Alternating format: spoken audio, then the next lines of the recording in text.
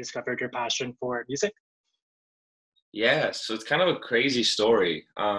When I was when I was 7, I was with my grandparents in like Idaho. We were on some like Christmas vacation, and there was a piano, and I guess I was playing chopsticks with my mom. Like she taught me chopsticks, and she claims that I learned it really fast, which is like it's chopsticks, so who really knows?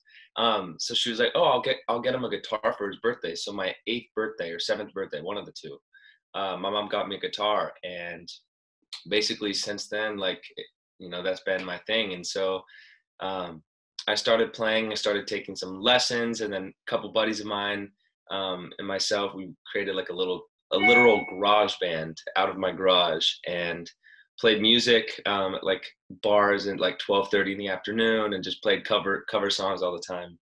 And then when we got to high school, everyone was like, "Cool, that was really fun. We're all kind of done with it." And I was like, "Well, I don't know if I necessarily am done yet." So, and in high school, like I was worried. I was going into a new school. Like I was worried, kids are going to be mean or whatnot. I was like scared to kind of like let people know that this is what I was doing. So basically for the first 2 years of high school, I was finishing homework at lunch. I was going to the studio right after school, and nobody knew about it. And so finally, and I was like writing tons of songs. I was, spending like, hours and hours and hours at the studio. And I think it was after my second year of high school, I was like, you know what? Screw it. Like it's summertime. If people hate what I'm about to do, I don't have to see them for 3 months. Like it's all good. So I posted a cover up on Instagram of me doing a John Mayer song, and it did really well. Got really good feedback and really good reactions. And so I was like, wait, is this right? And I posted another one the next day, and it was the same thing. And it was like weird. It was like that confirmation made a switch in my head turn to where, like I haven't looked back since.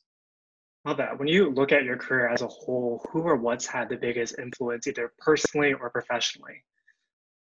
I would definitely I'd say like John Mayer was a huge influence for me growing up. Honestly, what's had the biggest influence on like kind of the reason that I do it in a sense, you know, is kind of performing in that aspect of being a performer in a very live, energetic show. That's kind of like what I want to be remembered as, is kind of, obviously the music and personality and all those things, but like, I want people to say you can't miss a Gunnar show. Like Mhm. that's what I want to go by. But yeah, just the fact how music can really like help somebody or change somebody, or like when I'm in a horrible mood or I'm in like having a rough day, like I can put on different music that'll like change that mood. It's just crazy to me. So that's why I really do it. Yeah, you released your debut single back in February. Can you tell us about For Your Love and the inspiration behind that track? Yeah, so For Your Love, it's kind of like it's like a desperate hopelessness, like type of love song where it's like you're so infatuated and you're so in love with this person who doesn't like necessarily maybe have the same like strength of emotion towards you as you do for them. So it's kind of like this helplessness of like, tell me what I have to do. Like I would move mountains, I would hand you stars, like the most extreme of extreme things. Like I would do it all just to get the reciprocated love. Like you were saying earlier, you're an artist that's written hundreds and hundreds of songs. What was that process like deciding which song would be your kind of musical introduction?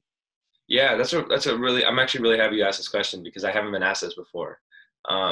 So basically, this quarantine's kind of put a little bit of a delay on the rest of the stuff, but it's Yeah. coming now, starting again. But I wanted to put For Your Love out first because, we have a lot of really, really big and really, like really good pop music, like really straight pop music and big anthemic pop music. And I wanted people to be able to, if they hear my song on the radio, if they hear about me from someone else and they hear, or they hear a song that's like a really sick pop song, they can go back and see that like kind of my introduction into this whole thing Mhm. was a real like really singer-songwritery, really in depth, like really, lyrically strong, like a really good overall song that shows a lot more artistry than sometimes you can get through on other pop songs. So been really well received. It has, I think, over like 700,000 streams already on Spotify alone. How much Okay. pressure does that add for you for future releases? Um, for me, like I said, like For Your Love was kind of like I wanted that song to be my foundation. And so in my head, like, foundation, you can't really, you just keep going up and up. So I'm hoping that, songs continue to improve and get obviously traction and streams and Mhm. whatever, all that. But like I said, I just want, I want the biggest audience to be able to hear my songs and hear my music and hopefully get them through things and help them through situations or just help them relax or enjoy situations. Yeah, and then after touring with Pretty Much, you took some time out for yourself to regroup, rediscover your direction. What was the biggest lesson you learned during that period of time?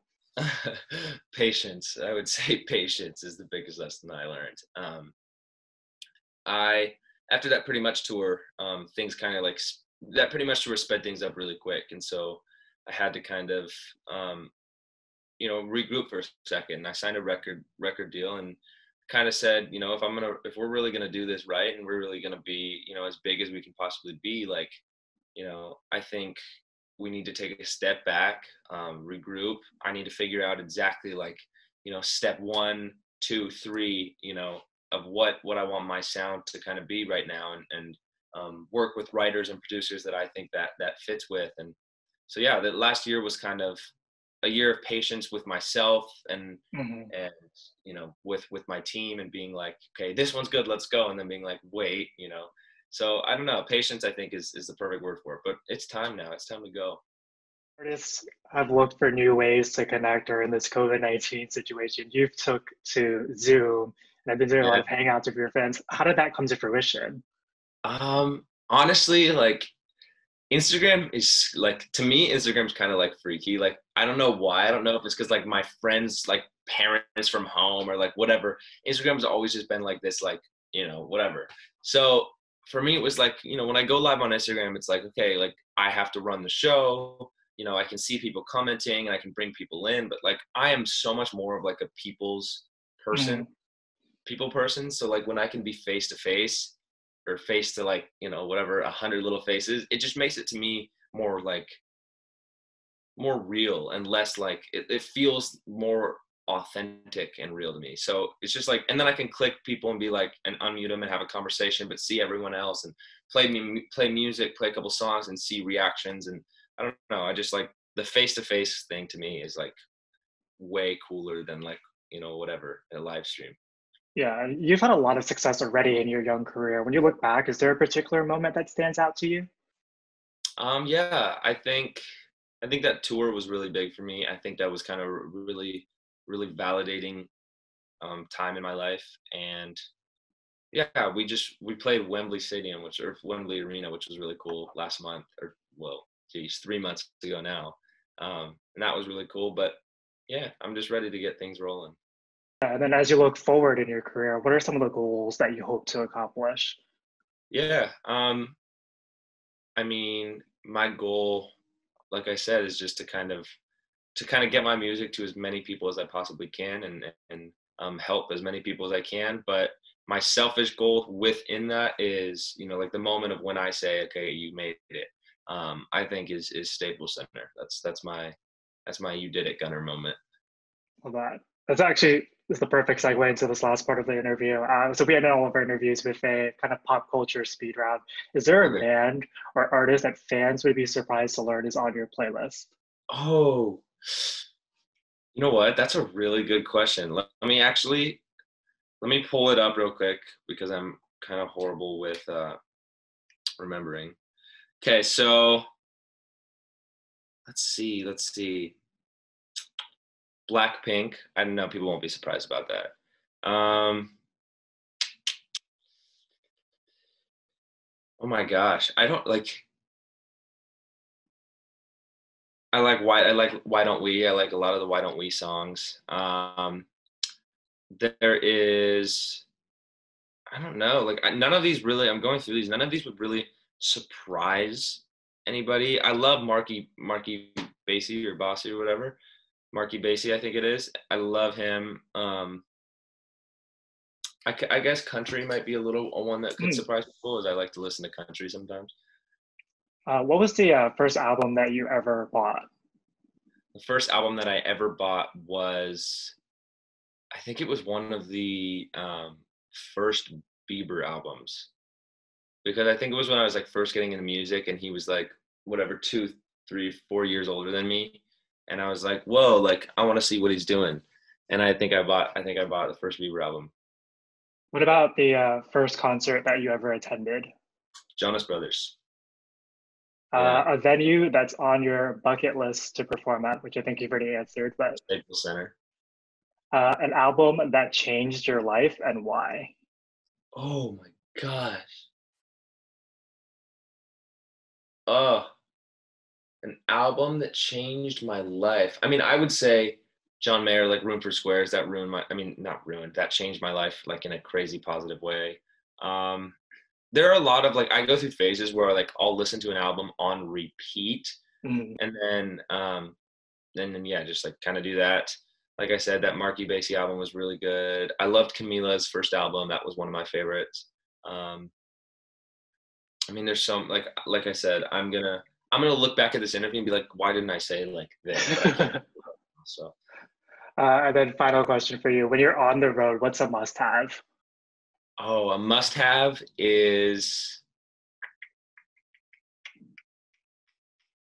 Hint waters. Wait, what water? Hint waters. There's these like Hint water? waters. They're called Hint. They're really good. Those are a necessity. Um, I don't know. I mean, That's a good one. maybe an Xbox is a necessity, Love that. and candy is a necessity. Love that.